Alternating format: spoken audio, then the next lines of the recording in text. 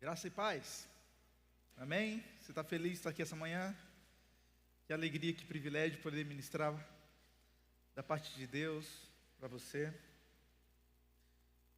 Temos pregado nos últimos cultos a respeito do fim dos tempos, das profecias relacionadas à volta de Jesus, à consumação dos séculos, amém? Ao reino milenar de Jesus, novos céus e nova terra, eternidade, e cada culto temos feito um recorte desse assunto.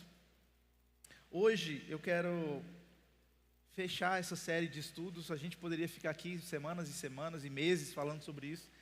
Tem muita coisa para a gente estudar, muita coisa que a gente não viu ainda, mas graças a Deus, porque temos uma escola maravilhosa chamada Rema, que tem uma matéria dedicada a esse assunto. Você vai ficar 3 semanas estudando sobre o fim dos tempos, sobre a primeira vinda, a segunda vinda de Jesus e tudo mais. Aqui fizemos alguns recortes sobre esse estudo, porque cremos, irmãos, que isso é básico, amém? A igreja precisa conhecer. Sabia que tem muito crente que não conhece como vai ser o futuro da igreja, o futuro da terra, o futuro da humanidade. Tem medo de abrir Apocalipse, né, na Bíblia, parece que nunca foi lido. Se você tiver aquela Bíblia de papel, parece que Apocalipse está tudo branquinho, as folhas coladas ainda, né? Porque tem medo de abrir, porque tem tanta coisa lá, e animais, bestas, feras, e o povo lê e não consegue entender. Mas esses dias a gente está aprendendo a interpretar essas profecias, amém? Estamos lendo Apocalipse sem medo algum, porque temos a revelação, estamos recebendo a revelação da palavra de Deus. Eu conto com a máxima atenção sua para que a gente possa ministrar hoje de manhã e você possa sair daqui cheio da palavra, amém? Então não fica desconectado, não fica pensando no almoço, não fica pensando em outras coisas, nos problemas que você tem que resolver amanhã. Se conecta aqui na palavra de Deus. Hoje eu quero fazer 2 recortes. Hoje, quando eu falo recorte, é um fragmento desse assunto que é tão extenso nas Escrituras.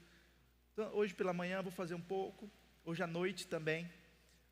Hoje à noite quero fazer um apanhado também cronológico. Quero enfatizar, porque a gente fala muito das profecias de Daniel, amém? O que Deus revelou para Daniel, mas a gente não costuma falar muito sobre essas coisas, né? Não é verdade? Na igreja, eu perguntei domingo passado, quem aqui conhece as profecias que Deus deu para Daniel com relação ao fim dos tempos? Acho que 10 pessoas levantaram as mãos. Então, não é um assunto que a gente não pode, que a gente tem que ficar relapso. A gente precisa entender, até porque a Bíblia diz que isso é assunto básico. Fala comigo assim, isso que a gente está conversando esses dias, pode falar, isso que a gente está conversando esses dias, são doutrinas básicas da Bíblia. E você, como um bom crente, amém? Membro da Igreja Verbo da Vida, cheio da palavra, cheio do Espírito, precisa saber e ensinar essas coisas, amém? Você não pode falar assim, não, deixa esse negócio de fim dos tempos aí para o pessoal que ensina escatologia. Não. Pelo menos o básico, o básico você tem que saber, amém? Então, a gente tem pelo menos três eixos que a gente tem ensinado aqui, amém? 3 grandes quadros proféticos com relação ao fim dos tempos, a consumação dos séculos, ao fim da terra e a criação de uma nova terra, novos céus. Isso vai estar lá consistentemente em Daniel. A gente vai ver isso no livro de Apocalipse, porque o livro de Apocalipse é o último livro da Bíblia falando como tudo vai terminar, amém? E também tem um discurso muito poderoso de Jesus lá em Mateus capítulo 24, quando ele começa a falar sobre o povo de Israel. Ele está profetizando sobre o povo de Israel, e ele vai falar, olha, os discípulos perguntam, como que vai ser o fim da consumação dos séculos, o fim do mundo, quando que isso tudo vai acontecer, Jesus? E ele começa a narrar, amém? A perseguição que vai vir, o tempo de tribulação, e ele começa a narrar também como vai ser a sua segunda vinda, a revelação do anticristo, e ele retoma, quando Jesus está falando em Mateus 24, profecias de Daniel. Então ele deixa claro que o que ele está falando aqui já foi profetizado lá pelo profeta Daniel, amém? E quando a gente vai lá onde Jesus citou em Daniel, nós temos um panorama, um quadro profético a respeito do final dos tempos. E assim que a gente começa a estudar, a gente tenta organizar esses eventos e esses quadros de uma forma cronológica, amém? É como se a gente pegasse um quebra-cabeça muito disperso e a gente fosse colando essas peças para que a gente tenha uma visão cronológica dos fatos, amém? Isso vai acontecer assim, assim, assim, assim. E é isso que a gente tem estudado esses dias aqui. Eu quero retomar algo com você, que eu comentei domingo passado na ministração, e também no livro de Daniel. Eu vou entrar em mais detalhes sobre isso no culto da noite, amém, das profecias que o Senhor deu a Daniel. Mas só para que você possa ter um plano de fundo, a Bíblia vai dizer que Nabucodonosor, a Babilônia invade Jerusalém, amém, e arrasam a cidade e levam cativo algumas pessoas para a Babilônia. Eles selecionaram os melhores ali de Jerusalém para ajudar na Babilônia. Se a gente for olhar a história de Daniel, a gente vai ver que Daniel foi um dos escolhidos. Ele era um jovem, sábio, inteligente, tinha um espírito excelente. Ele foi selecionado para ir para a Babilônia. Ele foi levado cativo, mas ele foi treinado ou instruído também com a cultura da Babilônia. Mas a Bíblia vai dizer que ele não se contamina com a cultura da Babilônia. Ele continua sendo fiel aos seus princípios, fiel ao seu povo, fiel ao seu Deus. Amém? E certa vez, no capítulo 2, quando Nabucodonosor ele tem um sonho, ele chama os magos, né, os adivinhadores daquela época, para tentar adivinhar o sonho. E Nabucodonosor ele fala algo interessante, porque quando ele desafia os sábios, os magos, os adivinhadores da época, Nabucodonosor fala o seguinte: olha, eu tive um sonho e eu quero que alguém interprete. Aí os magos, né, os adivinhadores falaram: ok, Nabucodonosor, rei, nos conta o sonho, e aí nós damos a interpretação.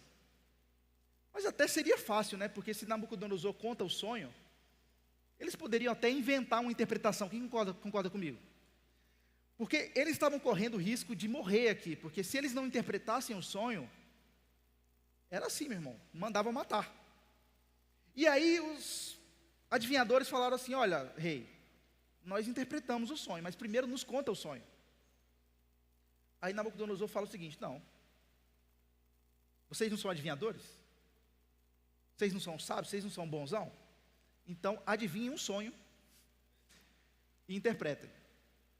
Você pode até mentir sobre uma interpretação ou inventar uma interpretação. Agora, você adivinhar ou revelar o sonho de outra pessoa. Imagina que o Jonassi teve um sonho hoje à noite, chega para mim: pastor, me interpreta o sonho. Eu falei: tá bom, conta o sonho que eu vou interpretar. Aí ele vai falar o seguinte: não, eu quero que você adivinhe o sonho. O que eu sonhei e dê a interpretação. Nenhum daqueles adivinhadores conseguiu interpretar.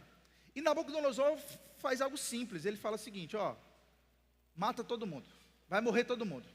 Não sabe interpretar, vocês não são os bonzões, vai matar todo mundo. Então manda matar todo mundo, inclusive Daniel, seus amigos, todo mundo. Daniel era um dos sábios daquela época, conselheiros. E aí essa história chega lá em Daniel. E Daniel fala assim: ok, tem alguém que eu conheço que revela sonho. O Deus Todo-Poderoso. O meu Deus revela. Então eu vou orar e ele vai me dar a interpretação e ninguém vai morrer. Daniel vai, ora, e Deus dá a interpretação para o sonho. Agora imagina, Daniel conta exatamente qual sonho que Nabucodonosor teve. Amém? E não só conta o sonho, como também interpreta. E olha só, a interpretação desse sonho que Daniel teve revelava o futuro dos impérios que viriam sobre a terra. O império grego, o império medo-persa, o império romano e o império do anticristo. São profecias que iriam acontecer com relação ao povo judeu. Amém? Então ele começa a interpretar aqui o sonho que falava sobre o futuro dos gentios. É interessante que, se a gente for olhar no original, essa interpretação, ou essa primeira parte na Bíblia, está escrito em aramaico. Amém? Mas quando Daniel, ele também recebe um sonho, também relacionado ao futuro do que viria sobre a terra, mas em especial qual a visão de Deus sobre os reinos que seriam estabelecidos, ele escreve em hebraico, ou seja, ele escreve especificamente para o povo judeu, porque o hebraico é a língua dos judeus. Está me acompanhando até aqui? Então, Daniel ele foi deportado, adolescente, cerca de 605 anos antes de Cristo, para a Babilônia, e ali ele viveu muito tempo. Quando Daniel revela o sonho de Nabucodonosor, ele vai dizer que aquela interpretação desse sonho resume o tempo dos gentios. E esse tempo dos gentios nós falamos várias vezes no domingo passado, que é referente ao tempo, amém, que a gente está vivendo desde daquela época até hoje, período em que os gentios dominaram Israel. E Jesus, ele vai trazer isso lá em Lucas capítulo 21, verso 24, nós também lemos esse texto aqui, vai dizer o seguinte, falando sobre Israel: cairão a fio de espada, e serão levados cativos para todas as nações. Jesus está falando aqui sobre o povo de Israel, e está dizendo o seguinte, olha, assim como Daniel profetizou, o povo de Israel vai ser levado cativo para todas as nações, eles vão ser dispersos por todas as nações, até que os tempos dos gentios se completem. Amém? Jerusalém será pisada por eles. Se você olhar a história, você vai ver que desde daquela época, Jerusalém é pisado. Amém? Você vê guerras, rumores de guerras naquela região. Amém? Jerusalém, o povo de Israel foi espalhado por todo o mundo, foi subjugado por todo o mundo. Nós vemos vários líderes mundiais que se levantaram e simplesmente matavam judeus. É o caso de Hitler, matou 6 milhões de judeus por nada. Isso até tem uma palavra nos dias modernos para a gente, é chamado de antissemitismo, ódio contra judeus. Nós vimos recentemente agora cerca de 1.000 israelenses mortos. O Hamas invade ali Jerusalém, matam 1.000 judeus, e eles querem exterminar Israel, tirar Israel do mapa. Amém? Se você olhar as notícias, você vai ver coisas absurdas. Você sabe o que é pegar a cabeça de alguém e assar no forno? Violência, abuso contra as mulheres, fizeram de tudo, tortura. Agora isso nem está na Bíblia, irmão, no sentido do que aconteceu, está nos noticiários. Você pode dar um Google aí e ver o que aconteceu lá, e não só o que aconteceu lá, mas o que vem acontecendo em todos esses anos, e estava profetizado: Jerusalém, vocês serão pisados por todas as nações. O fato de Israel existir ali é de fato um milagre, porque todos os países em volta ali, irmãos, querem aniquilar, querem exterminar Israel. E de fato a gente tem falado culto após culto aqui, Israel não existia no mapa. Eu tenho retomado alguns pontos aqui, mas não é porque eu esqueci que eu falei, estou falando de novo, não. É para retomar alguns pontos para ficar claro para você, está me entendendo? Então você que já ouviu, posso contar com a sua paciência? Você vai ouvir tanto que nunca mais vai esquecer, amém? Mas o fato é que Israel deixou de existir por muitos anos. 2.000 anos eles foram pisados, espalhados, mas não perderam a sua língua. Amém? Não perderam o seu idioma, não perderam a sua cultura, não perderam a sua raiz.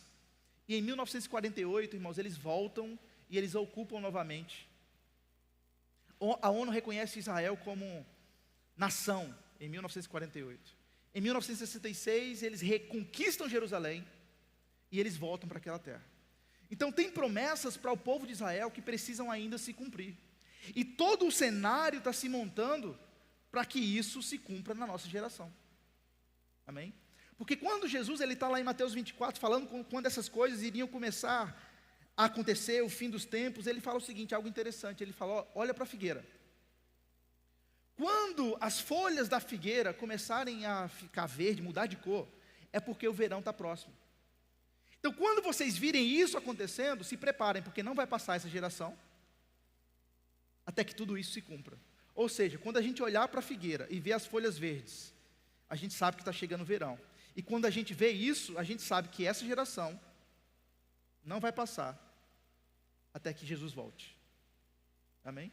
O que é a figueira? Quem estava aqui domingo passado, retrasado, nos outros cultos. Quem é a figueira, irmão? Misericórdia. Quem é a figueira? Israel. Então precisamos olhar para Israel, porque Israel é o relógio de Deus com relação ao fim dos tempos. Amém? E é interessante porque quando a gente lê Daniel é judeu, sim ou não? Então a profecia que Deus deu, mostrou a Daniel, está se referindo a quem? Aos judeus, ao seu povo. É uma profecia específica para os judeus. Amém? E Nabucodonosor, ele tem um sonho. Eu não vou ter tempo de falar exatamente qual foi o sonho, mas ele teve um sonho com uma estátua. Hoje à noite a gente vai detalhar um pouco mais sobre isso, onde a cabeça dessa estátua era uma cabeça de ouro. E Daniel, quando interpreta essa visão que ele teve, ou esse sonho de Nabucodonosor, ele vai dizer que essa cabeça de ouro representava o Império Babilônico, onde ele, o rei, Nabucodonosor, era o rei. E o ouro simboliza riqueza. Amém? E isso representava o domínio do Império Babilônico naquela época. Amém? E o rei Nabucodonosor era como se fosse essa cabeça de ouro, representando a autoridade, supremacia, riqueza e domínio desse império.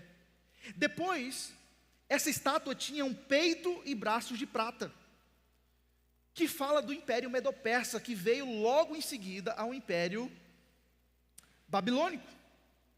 Amém? Quem sabe aqui que a prata vale menos do que o ouro? Amém? O que vale mais, prata ou ouro? Ouro, né? Mas você sabia que a prata é mais resistente? A prata dura mais. Então, o Império Medo-Persa, que foi do período 539 a 331 a.C., fala sobre o império de Ciro, o Grande, e o reinado de Dário. Então, esse peito e braços de prata, que são menos valiosos do que o ouro, ou seja, eles são inferiores comparados à Babilônia, em termos de riqueza, em termos de poder, mas eles são mais resistentes e têm maior extensão territorial. E se você for olhar a história, você vai ver assim. O Império Medo-Persa teve um impacto maior, teve uma extensão territorial maior. Amém? E depois, a gente vai ver o Império Grego. Depois, isso aconteceu, irmãos, sucessivamente, tá? Sem intervalos. Depois do Império Babilônico surgiu o Império Medo-Persa, depois o Império Grego, 331 anos antes de Cristo, a 146 antes de Cristo, se levantou Alexandre o Grande. Quem aqui já estudou história e já ouviu falar nesse termo? Nesse rapaz aqui, Alexandre o Grande. O bronze, agora a gente está falando dos quadris de bronze. Quem sabe que o bronze também vale menos do que a prata? Mas quanto mais cai em valiosidade, existe? Quanto mais cai o valor, mais resistente fica. Amém? Então, bronze significa força e conquista. Alexandre o Grande conquistou o mundo de uma forma rápida. Amém? E difundiu a cultura grega. Você sabia que muito do que a gente tem hoje, idiomas, línguas, cultura, vem do mundo grego? Vem da Grécia. Por quê? Devido a esse império. Amém? Ele difundiu a cultura grega entre os povos, o chamado helenismo. Tudo bem até aqui? Depois, essa estátua fala, ou as pernas dessa estátua são pernas de ferro, que representam o Império Romano. De 146 a.C. até 476 depois de Cristo. Também simboliza força, poder militar e capacidade de aniquilar os inimigos. Amém? Se a gente for olhar o Império Romano, a gente vê que eles dominaram pela força, mas também com infraestrutura avançada. E duas pernas também falam de duas partes desse império. A gente tinha o Império Romano do Ocidente e o Império Romano do Oriente. Amém? Tudo isso, se você for estudar, já se cumpriu. Isso é história. Amém? Você crê na Bíblia? Os fatos, a história, comprovam tudo isso aqui. E tudo isso aqui já aconteceu. Só que é interessante que quando a gente olha para os pés e os dedos da estátua, é de ferro misturado com barro. Quem concorda que ferro é menos precioso do que o bronze, do que a prata e do que o ouro? Amém? Mas agora não era só ferro, era ferro misturado com barro. E isso está se referindo ao fim do fim.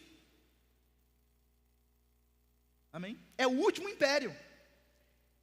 E Jesus e as profecias vão dizer que esse último império é o império do anticristo. O ferro fala de força militar, também autoritarismo. O barro fala de fraqueza, instabilidade. É uma união frágil e também desunida. Amém? Fala também de 10 dedos, e vocês lembram do domingo passado, quando eu falei que 10 autoridades mundiais vão conferir autoridade ao anticristo? Esses 10 dedos do pé, assim como outras profecias também falam dessas 10 autoridades que vão conferir autoridade a esse líder desse último império, é o anticristo, e esse império vai ter um governo global, antes da volta de Cristo. Mas aí acontece algo interessante com essa estátua. Hoje à noite eu vou trazer um desenho aqui para ficar mais claro. Uma bola, uma pedra, cai sobre a base da estátua e destrói a estátua. E a Bíblia vai dizer que é sem auxílio de mãos humanas, ou seja, não teve intervenção humana nenhuma, agora é o próprio Deus, irmãos. Amém? Então vem essa pedra e corta essa estátua, destrói essa estátua, e isso faz alusão ao último reinado que vai haver sobre essa terra, que é o reino milenar de Jesus Cristo. Então, Deus, ele acaba com todos os outros impérios que já passaram sobre a terra e estabelece o seu próprio reino, onde Jesus é o rei dos reis.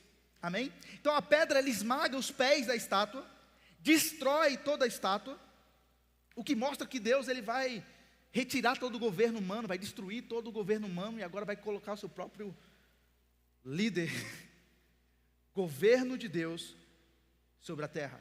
E ao contrário dos outros impérios, esse governo não é mais um império, porque império é conquistado à força.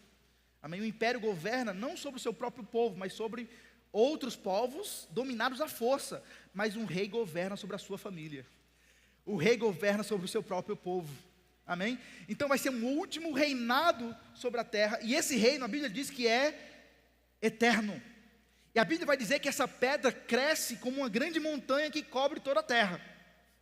Essa pedra que destrói a estátua é como uma grande montanha que cobre toda a terra. Isso faz alusão ao reino eterno, ao reino milenar de Jesus. Amém? Tudo bem até aqui? Está me olhando com a cara assim, meio espantado. Está tudo bem? Está entendendo alguma coisa, pelo amor de Deus? Agora, eu não vou entrar em detalhes agora sobre o outro sonho que Daniel teve, porque essa é uma interpretação que Deus deu ao sonho de Nabucodonosor com relação aos gentios e aos impérios que iriam passar sobre a terra. Mas depois, Deus dá uma outra visão a Daniel, falando da perspectiva dele com relação a todos esses fatos. Amém?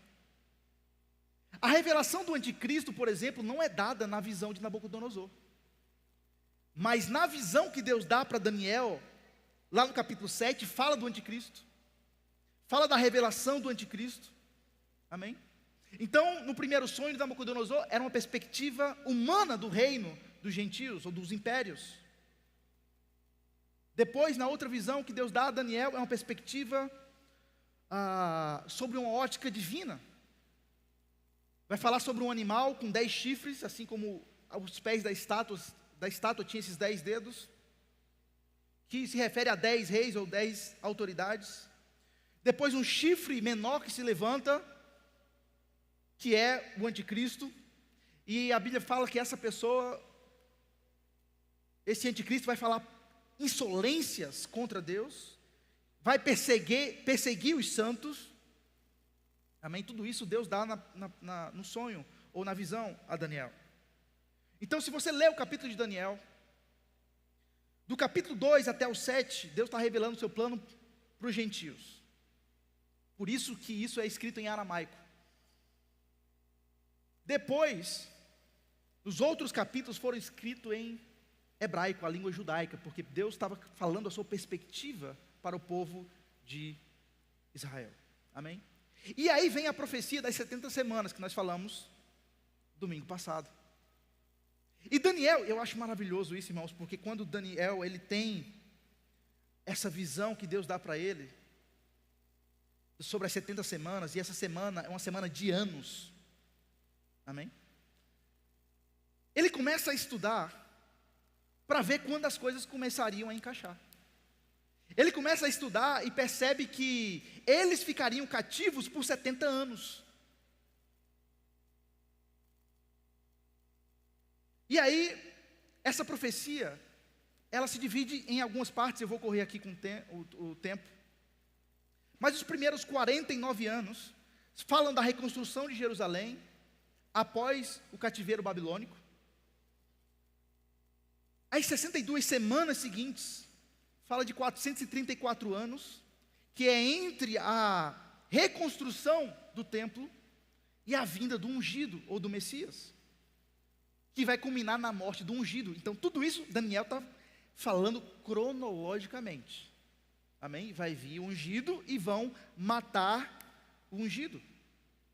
Se a gente fizer a soma aqui, o cálculo vai dar da reconstrução de Jerusalém até a morte do ungido, vai dar 69 semanas, ou exatos 483 anos, sem tirar nem pôr. A Bíblia é perfeita, irmão. Quanto mais você estuda a Bíblia, mais você fica impressionado com esses números e o nível de detalhes que a Bíblia dá com relação às profecias que já se cumpriram. Amém? Agora falta uma última semana.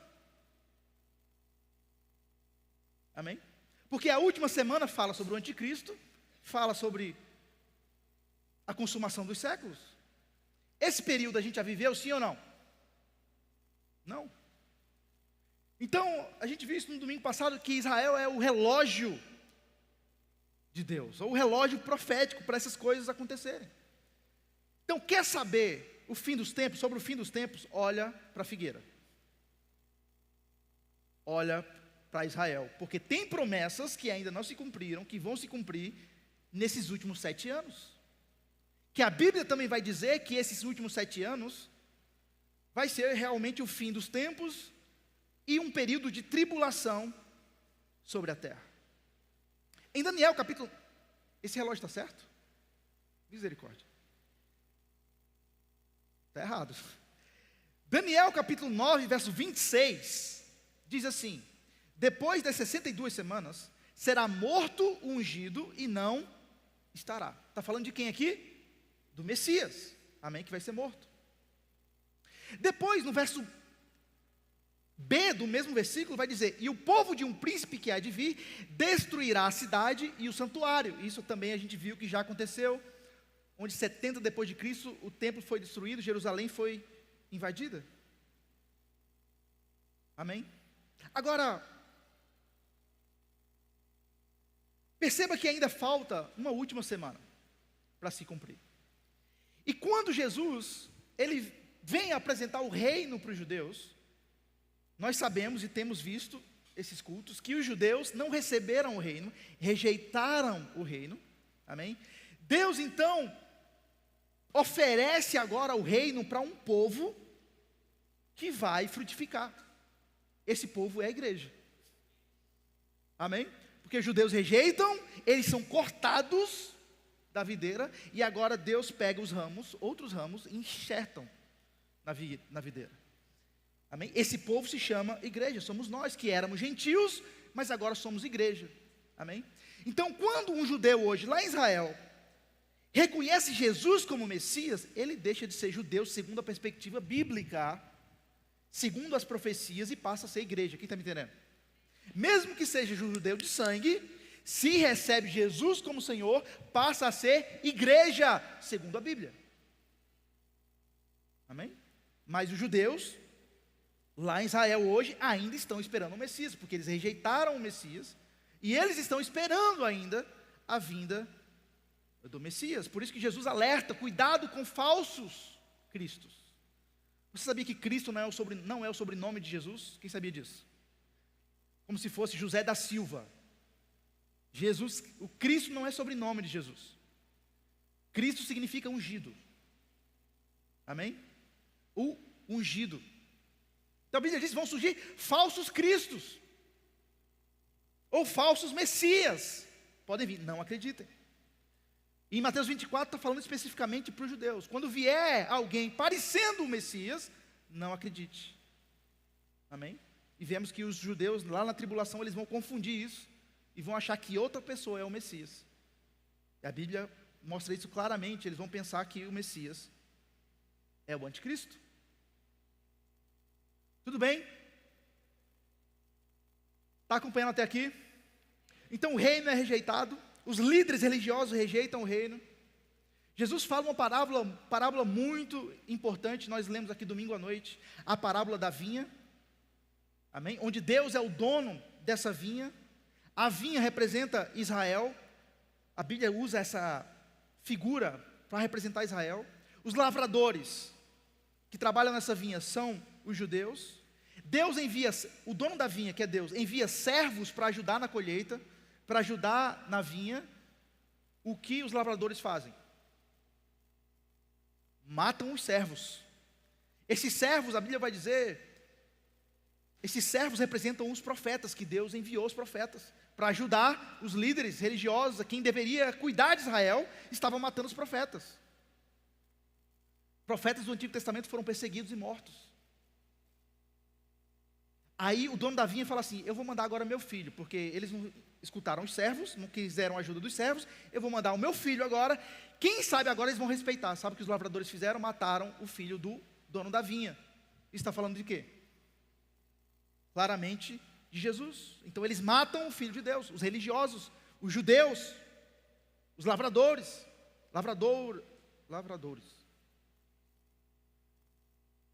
Fala da morte do filho. E aí a Bíblia vai dizer também da retirada da vinha. Vou tirar a vinha da mão deles, desses lavradores, e vou colocar na mão de um povo que vai dar os frutos. Que povo é esse? Que povo é esse? Você. Esse povo é a igreja. Vou tirar da mão deles então, e vou colocar nas mãos de quem vai dar os respectivos frutos. Então, precisamos entender, irmãos, que quando o reino foi rejeitado pelos judeus, esse reino foi oferecido aos gentios. Amém? Que hoje é a igreja. Amém? O mistério que estava oculto. Agora, presta bem atenção aqui. Por que que depois do Império Romano vem o Império do Anticristo? E Daniel pulou 2000 anos de profecia. Porque você concorda comigo que teve outros impérios depois do Império Romano, sim ou não? Vou te dar um que perseguiu os judeus por nada. Hitler. Uma grande liderança mundial, de fato um império que ele perseguia os judeus, matava os judeus. Por que que isso não foi profetizado aqui em Daniel? Por quê? Eu expliquei um pouco domingo passado. Esse período estava oculto, as profecias. Era um tempo onde Deus ocultou. A Bíblia vai dizer que era um mistério que estava oculto, mas que Deus revelou na plenitude dos tempos. Sabe que mistério é esse? A era da igreja, onde o reino seria oferecido agora para os gentios. Eita Jesus! Sabe que mistério é esse agora? Não só mais os judeus participam do reino, mas agora os gentios têm acesso. Todo aquele que crê em Jesus faz parte do reino agora. Esse era o mistério. Aí a Bíblia vai dizer, irmãos, que se os poderosos daquela época soubessem o que estava por trás desse mistério, jamais teriam crucificado Jesus. Se o diabo soubesse da burrada que ele estava fazendo, aleluia, Deus oculta isso. Aí eu fiquei perguntando, irmãos, caiu com uma revelação no meu espírito. Por que Deus ocultou? As profecias estavam lá, mas era a carta na manga. Enquanto Satanás achou que tinha triunfado, que tinha vencido, Jesus havia ocultado, Deus havia ocultado o que aconteceria depois que Jesus ressuscitasse. Aleluia. Amém? Está sendo abençoado? 1 Coríntios capítulo 2 vai dizer, não precisa você abrir, mas falamos a sabedoria de Deus em mistério, outrora oculta, a qual Deus preordenou desde a eternidade para a nossa glória. Sabedoria essa que nenhum dos poderosos deste século conheceu, porque se tivesse conhecido, jamais teriam crucificado o Senhor da glória. Deus oculta isso, a era da igreja. Então por isso que essas profecias de 490 anos, as 70 semanas de Daniel, não se cumpriram em sua totalidade, e foi dada uma pausa, parou em 483, no ano 483 dessas profecias, faltam 7 anos. Por que pausou? Porque estamos nessa era da igreja, que foi oculta, era um mistério que estava para ser revelado. Amém? Por que o Império Romano pula já para o Império do Anticristo e não fala dos outros impérios que passaram sobre a terra? Por quê? Não foi revelado esse período. Amém? Então, vemos aqui, irmãos, uma visão geral daquilo que Deus tem para o futuro. Eu quero trazer um ponto essa manhã aqui, que temos falado sobre o juízo, sobre os planos que Deus tem para a humanidade, sobre profecias que Deus fez a Israel, que já se cumpriram, e outros que vão se cumprir, impérios que já passaram sobre a terra, muitas profecias que já se cumpriram. E eu quero fazer uma pergunta, quero provocar você, e fazer uma pergunta para você. Será que diante de todas essas evidências e profecias que já se cumpriram, de tantos detalhes que a Bíblia dá sobre coisas que já se cumpriram, será que não é bom a gente olhar com muita atenção para aquilo que está para acontecer, sim ou não? Porque a gente está olhando para essas coisas como se fosse algo distante. Mas minha avó falava que Jesus ia voltar, até hoje não voltou. Olha para a figueira, irmão. As folhas estão ficando verdes. Amém? Olha para a conjuntura política, geopolítica, econômica, está tudo se montando para o cenário da tribulação. E nós não podemos viver nessa terra achando que isso é historinha, que a gente conta aqui na igreja. A eternidade é real. A volta de Jesus é real. Assim como os juízos são reais, assim como o inferno é real. Amém? Eu não estou querendo trazer medo para você, até porque pessoas estavam com medo na época de Paulo, e Paulo, fica tranquilo, povo, calma. Porque a esperança de vocês está garantida, a salvação de vocês está garantida. E mais, Deus vai livrar vocês da ira vindoura. A gente vai ser arrebatado, a gente vai ser livre do juízo que vai vir sobre a terra. Amém? Eu não quero falar hoje especificamente, porque preciso começar a encerrar já a mensagem, sobre a tribulação, porque já falamos sobre a tribulação nos cultos anteriores. Mas eu quero trazer uma consciência de eternidade para você.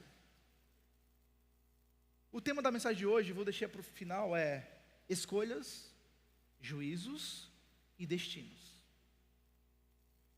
Nós estamos fazendo escolhas hoje como se não houvesse juízo e como se não houvesse um destino para a nossa vida, e não só a vida nessa terra, mas também na vida eterna. Amém? O inferno, irmãos, não é uma historinha que a Bíblia conta. O inferno é real, assim como o céu também é real. Eu queria ler com você Lucas capítulo 16, no verso 19. Lucas 16, 19. Vai dizer assim: muitas pessoas dizem, presta bem atenção aqui, muitas pessoas dizem que esse texto aqui é uma parábola, mas não é parábola. Porque quando Jesus contava parábola, ele não falava nome das pessoas. Ele não dava nome para as pessoas. Era um semeador, um lavrador, uma viúva. Amém? Aqui ele dá nome. Isso que Jesus está falando aqui não é parábola, não é uma história que ele está contando. Isso é uma história real. Tá? Lucas 16, 19, vai dizer assim: ora, havia certo homem rico, que se vestia de púrpura e de linho finíssimo, e que todos os dias se regalava esplendidamente. Havia também certo mendigo, chamado Lázaro. Esse Lázaro aqui não é o irmão de Maria, mas ele dá nome aqui, chamado Lázaro, coberto de chagas, que jazia à porta daquele, e deseja alimentar-se das migalhas que caíam da mesa do rico, e até os cães vinham lamber as feridas. Então a gente tem um mendigo que fica na porta do palácio desse homem rico, cheio de ferida, onde os cães vinham lamber as feridas dele, e o rico estava lá, vestido de linho finíssimo, provando das melhores regalias, da melhor vida. E aquele pobre, ele queria comer das migalhas que caíam, que sobrava do rico. Até os cães vinham lamber as suas úlceras. Aconteceu morrer o mendigo e ser levado pelos anjos para o seio de Abraão. Opa, tem um lugar aqui na região dos mortos, chamado seio de Abraão. Morreu também o rico e foi sepultado. Então o mendigo morreu e o rico morreu. No inferno, estando em tormentos, levantou os olhos e viu de longe Abraão e Lázaro no seu seio. Ou seja, Abraão é Abraão. Amém? Pai dos judeus, nosso pai na fé. Ele estava nesse lugar chamado seio de Abraão, onde o mendigo estava lá com Abraão. E o rico estava onde? No inferno, em tormento. E levantou os olhos e viu Lázaro e Abraão. E ele clama: Pai Abraão, tem misericórdia de mim, e manda a Lázaro que molhe em água a ponta do dedo e me refresque a língua, porque estou atormentado nesta chama. Agora ele está sendo atormentado, esse rico, e fala assim: manda o mendigo me molhar com água, porque eu não estou aguentando aqui o tormento. Verso 25: disse porém Abraão: filho, lembra-te de que recebeste os teus bens em tua vida. Ou seja, vou parafrasear aqui: você recebeu os dons, você recebeu a revelação, você recebeu a chance de viver uma vida para Deus aqui na terra. E Lázaro igualmente os males. Agora porém, aqui ele está consolado, e tu em tormentos. E além de tudo, está posto um grande abismo entre nós e vós, de sorte que os que querem passar daqui para vós outros não podem, e nem os de lá passar para nós. Quem estava no tormento queria ir para esse seio de Abraão. Então replicou: Pai, eu te imploro, que o mandes à minha casa paterna, porque tenho 5 irmãos, para que lhes dê testemunho, a fim de não virem também para este lugar de tormento. Ele fala: deixa alguém ir lá, sair daqui, deixa eu sair daqui, eu mando o mendigo ir lá, avisar para os meus 5 irmãos, para eles não virem para o lugar de tormento, para eles não virem para cá, para eles irem para o seio de Abraão. Respondeu Abraão: eles têm Moisés e os profetas, ouçam. Mas ele insistiu: não, pai Abraão, se alguém entre os mortos for ter com eles, arrepender-se-ão. Abraão, porém, lhe respondeu: se não ouvem a Moisés e os profetas, tampouco se deixarão persuadir, ainda que alguém ressuscite dos mortos. Aqui Jesus está falando um pouco sobre a sua ressurreição também, porque ele vai falar: olha, eu vou ressuscitar, eu vou dar o sinal, eu dei o sinal de Jonas, que eu vou ficar morto 3 dias, eu vou ressuscitar, e mesmo assim, não vão acreditar. Então não adianta alguém ressuscitar dos mortos, porque eles têm as leis e os profetas, e mesmo assim, mesmo que alguém ressuscite dos mortos, eles não vão crer. Agora o ponto que eu quero colocar aqui, irmãos, é que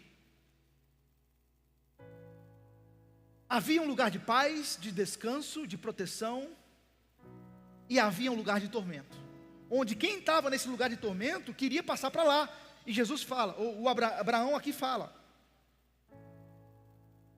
uma vez que você morre, acabou. Então, a verdadeira vida, irmãos, tem que ser vivida aqui na terra, porque o que você vive aqui na terra determina toda a sua eternidade. Amém. O plano que Deus tem para o homem, irmãos, é uma vida perfeita e eterna em comunhão com Ele. A Bíblia diz que nós somos um espírito, nós temos uma alma e nós habitamos em um corpo. Através do pecado de Adão, nós perdemos comunhão com Deus, a nossa natureza foi corrompida, o mundo foi corrompido, a nossa alma foi corrompida, mas Deus tem um propósito perfeito para restaurar tudo. O espírito foi recriado pelo novo nascimento, a alma está sendo renovada pela palavra de Deus. Sabe o que vai acontecer com o nosso corpo? Vai ressuscitar. Fala comigo assim: meu corpo um dia vai ressuscitar. E Paulo vai dizer que esse corpo nosso é um corpo de humilhação, mas que esse mesmo corpo de humilhação vai se converter, ou vai se transformar no mesmo corpo que Jesus tem, no corpo da sua glória. Aleluia. Imagina, esse corpo seu aí vai ser glorificado, e vai ter um corpo semelhante ao corpo que Jesus tem hoje, glorificado. Amém, irmãos? Essa é a nossa esperança. Sabe, se morrermos antes da igreja ser arrebatada, ressuscitaremos com um corpo perfeito, um corpo glorificado. Amém. Se estivermos vivos, seremos transformados instantaneamente. É como se nosso corpo nem vai precisar ressuscitar, a gente vai ser transformado instantaneamente para a vida eterna. Amém? Isso se chama ressurreição. É o Espírito. Quando alguém ressuscita, alguém já ouviu falar de alguém que ressuscitou? Tem vários homens de Deus contam vários testemunhos que oraram e pessoas ressuscitaram. O Wigglesworth, ele conta que cerca de 21 pessoas ressuscitaram, morreram, ressuscitaram, mas depois voltaram a morrer de novo. Mas esse ato da ressurreição é o Espírito que está lá no céu hoje voltar um dia para o seu corpo. Se esse corpo está aqui na terra, já morreu, esse corpo vai ter que ressuscitar, perfeito, glorificado. Amém, queridos? Agora, você sabia que assim como nós, a igreja, vai ressuscitar para a vida,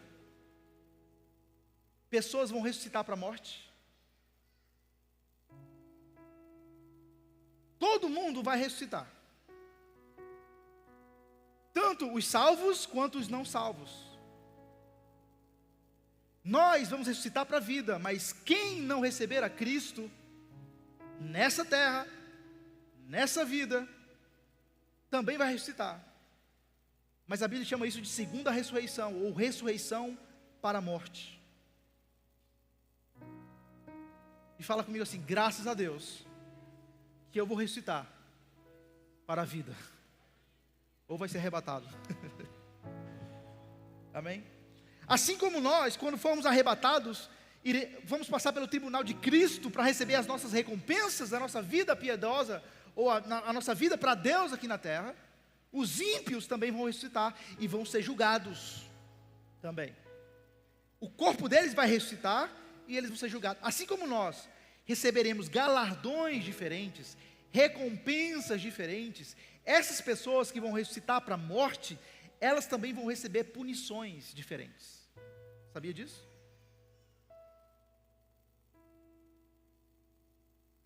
Senão não precisava ter julgamento, né? Vai todo mundo para o inferno, todo mundo recebe a mesma punição. Eles também vão ser punidos de acordo com o que fizeram aqui na terra.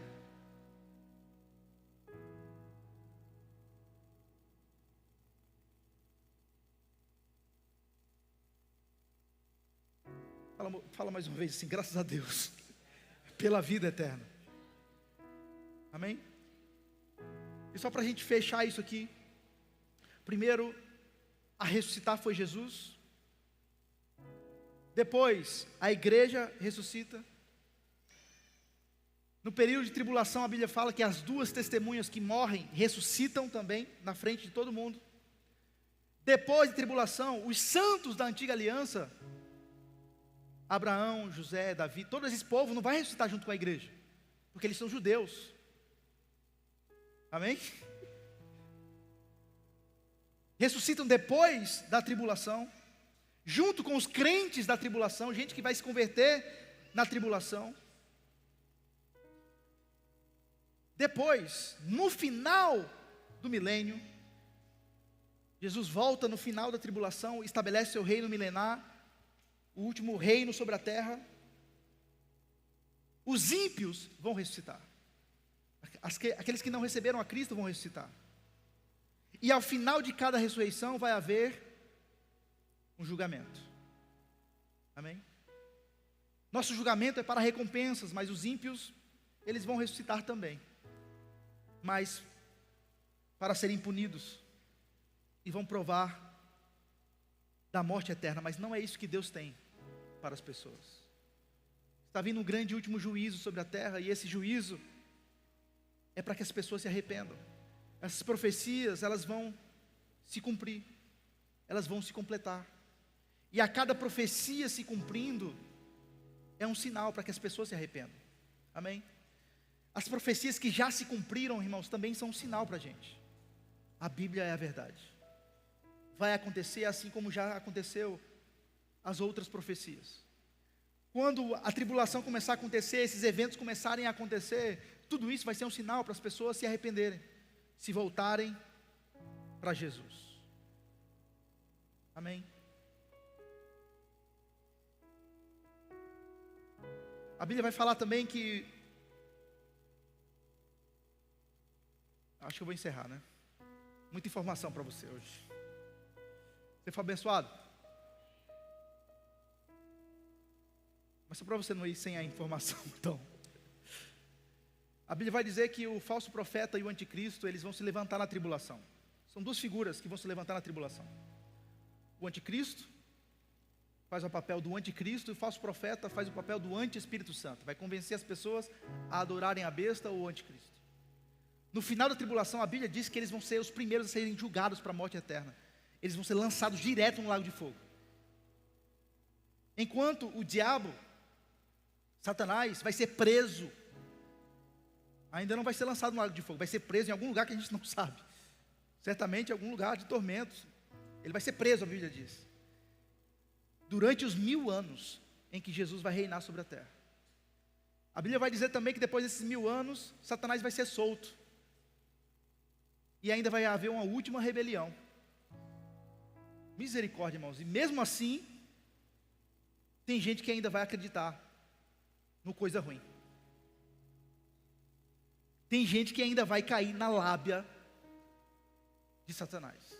Eu já falei aqui, acho que domingo passado ou retrasado, eu consigo imaginar o discurso dele.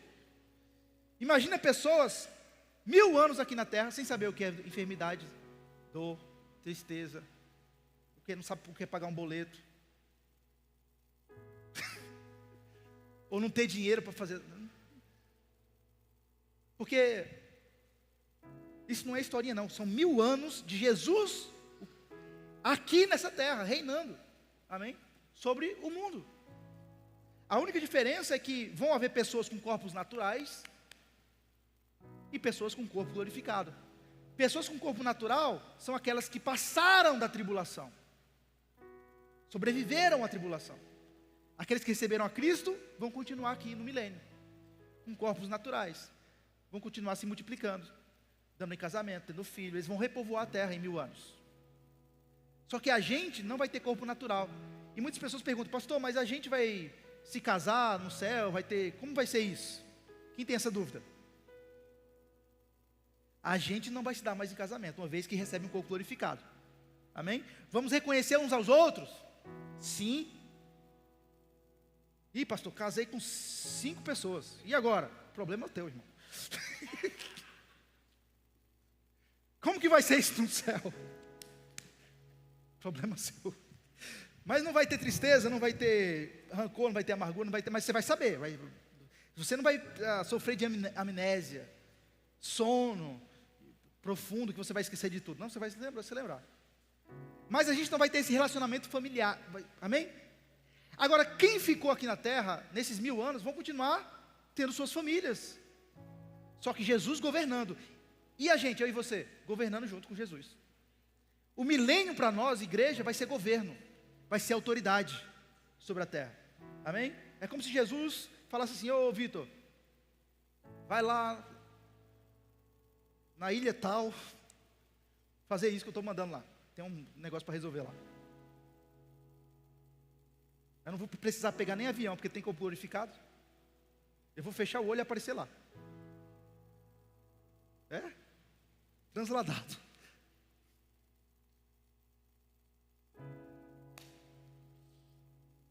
Amém? Então, o milênio para você é governo. Mas quem está aqui na terra vai ser... Eu li em Isaías, domingo, algum culto desse. A terra vai ser restaurada, vai ser como Éden novamente, o paraíso. Amém? O lobo pastando junto com a ovelha. A criança brincando com a cobra, a serpente mais venenosa, vai brincar. Vai ser assim. Porque o mal vai ser retirado. Satanás vai estar preso. Agora, quando Satanás for solto, você acha que ele vai tentar o povo como? Imagina aí, ele astuto do jeito que ele é. Assim como tentou Eva. Deus falou para não tocar? Como você sabe? Plantando dúvida. Não existe mal? Você não sabe o que é o mal? Como você sabe o outro lado? Eles estão enganando você. Eles estão falando que o mal é mal porque não querem que você experimenta. Ele vai enganar as pessoas. Ainda a Bíblia vai dizer, irmãos, que uma multidão vai se rebelar. Isso tudo demonstra que Deus é justo, porque assim como eu tive escolha, você teve escolha, Adão teve escolha, todos tiveram escolha. Quem nasceu no milênio, quem tiver no milênio também tem escolha. Eles vão ter a oportunidade de escolher. Não, eu vou servir ao Cristo, a Jesus, o Rei dos Reis, ou não. Amém? E vai haver esse grande último julgamento depois dessa rebelião final. E a Bíblia vai dizer, irmãos, para encerrar, se você achou que ia morar no céu para sempre, eu vou dizer que não. Eu não, a Bíblia diz. Sabia disso? Você vai passar um tempo no céu, 7 anos, casamento da noiva com o cordeiro, mas depois, irmãos, Jesus volta com a igreja para a terra. Ficamos aqui 1000 anos ainda na terra. E depois vai para o céu? Não. A Nova Jerusalém, o céu desce para a terra. Lê a Bíblia. É claro que quando a gente fala vamos para o céu, a gente vai para o céu de fato, amém? Mas a Bíblia vai dizer novos céus e nova terra. A Nova Jerusalém vai descer lá do céu, irmão, vai descer. Deus vai consumir a terra pelo fogo, uma nova terra, novos céus e nova terra, para sempre. Uma vida eterna de alegria, paz, justiça Meu Deus do céu. Fica de pé no seu lugar. Quem gostou de estudar esses últimos cultos sobre esse assunto? Tem tanta coisa que a gente poderia explorar mais, mas eu quero, irmãos, te convidar mesmo a fazer o Rema, que é uma escola que não só ensina essas coisas, mas todo o plano de fundo. Certa vez não, esses dias me pareceu para mim alguém que, ontem eu estava vendo um vídeo do Theo Hayashi. Quem conhece aqui o Theo Hayashi? Eu não assisti completamente todo, porque estou com 2 bebês em casa. Então às vezes você começa a fazer alguma coisa, aí tem que parar para socorrer. Mas eu captei a mensagem de um rapaz que ele era conhecido como pastorzão nas redes sociais. Quem já ouviu ele? Era crente, gravava vídeos e tal. E agora ele é, irmãos, contra a Bíblia, contra Jesus, contra o Evangelho. Ele fala coisas absurdas. E aquilo que ele fala retrata muitas pessoas que estão decepcionadas às vezes com a igreja e tal. E ele questiona Jesus, ele fala assim: eu não mandei Jesus morrer por mim. Eu já nasci devendo, eu não pedi para ele morrer. Agora eu nasço já devendo, porque ele morreu, eu não pedi para ele morrer, e agora eu tenho que viver minha vida para ele. Jesus, aí ele começa a falar. Jesus é alguém que a gente se dá mal, a gente quebra a cara, acontece um monte de coisa, mas quando as coisas dão certo, a gente dá graças a ele. Ele começa a zombar do Evangelho. Ele começa a zombar do sacrifício de Jesus. E eu falo, uma pessoa dessa, ela não entendeu o Evangelho. Entende? Porque quando você senta numa cadeira dessa para estudar a Bíblia, e eu não estou falando só exclusivamente do Rema, não. Estou falando de igrejas que pregam a palavra. Quando você senta nessa cadeira e você começa a ouvir o plano da salvação, o plano da redenção, a necessidade de justiça, por que Jesus teve que vir, por que Jesus teve que morrer, por que existe o inferno, por que existe o céu, por que existe... Quando a gente começa a entender os porquês, irmãos, nada tira a gente da igreja mais. Você pode ter sido convencido de algo, mas convertido, irmãos, quando você recebe a revelação da palavra, não tem como voltar para trás. Não tem como. Quando você começa a estudar as escrituras, irmãos, eu não sou doido de achar que eu tenho razão. Ah não, mas eu não acho que é assim. Você não tem que achar nada, irmão. Eu não tenho que achar nada. A Bíblia é a verdade, a palavra é a verdade, Deus é a verdade, irmãos. Aleluia. Deus já deu provas e provas e provas de que Ele é o Deus verdadeiro, de que Ele é bom, irmãos, de que Ele não quer a nossa tragédia, o nosso mal. Deus não quer que ninguém pereça, Deus não quer que ninguém vá para o inferno, irmão. Deus anuncia a sua mensagem, enviou os profetas, falou de várias formas. Quando ninguém estava entendendo nada, Ele manda o seu próprio Filho.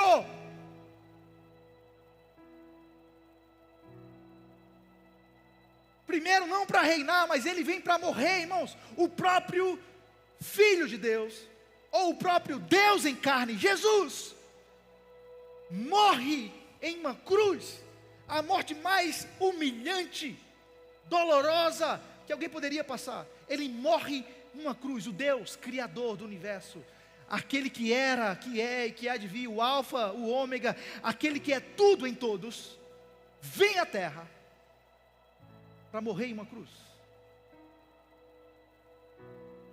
porque queria que você tivesse a vida eterna, porque queria que você não morresse eternamente, mas vivesse para sempre ao lado dele.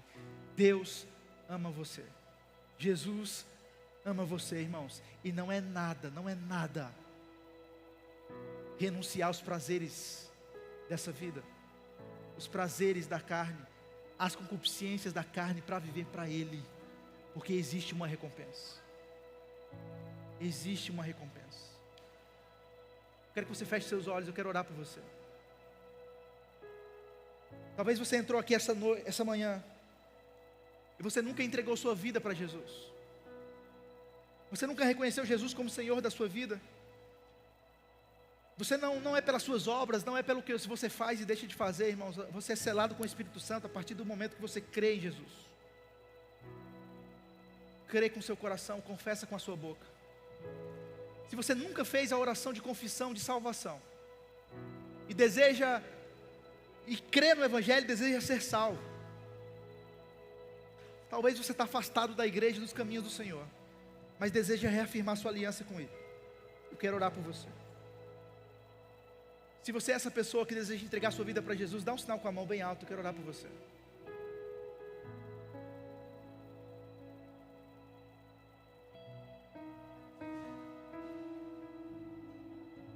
Todos salvos? Aleluia. Você faz parte do povo mais feliz da terra. Você tem esperança. Você tem a salvação. Oh, aleluia. Você é grato ao Senhor, dá glória a Deus. Tem uma música que fala assim, só para a gente fechar aqui. Aquela que meu pai canta.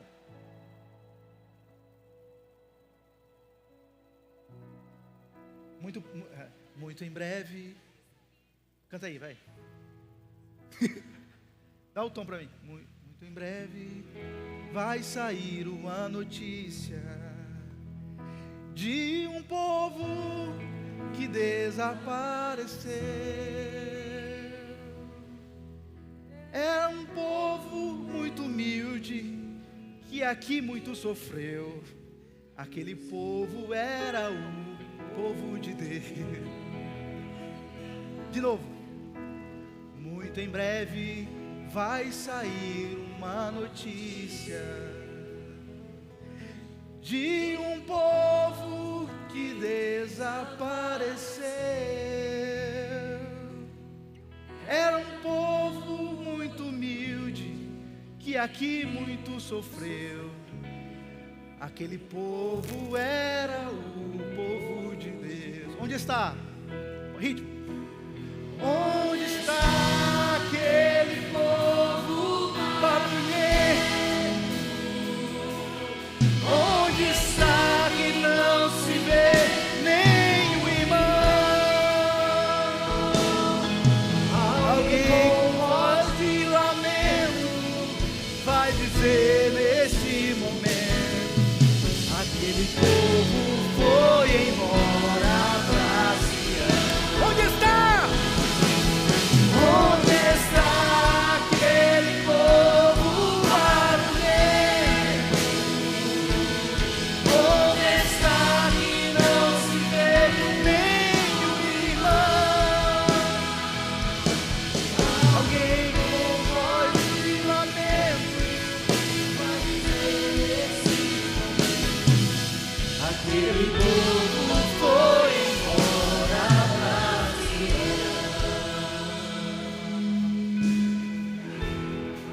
A segunda parte, vocês lembram? Tem a mocidade, né? Onde está a mocidade?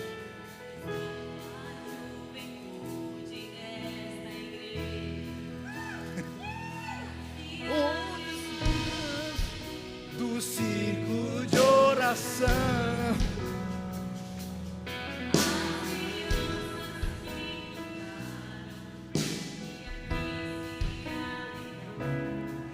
Elas também foram morar em Sião. Mais uma vez, onde está? Onde está aquele povo barulhento? Onde está que não se vê nenhum irmão? Alguém com voz de lamento vai dizer nesse momento: aquele povo foi embora pra Sião. Aleluia! Glória a Deus, glória a Deus. Tem um povo que está prestes a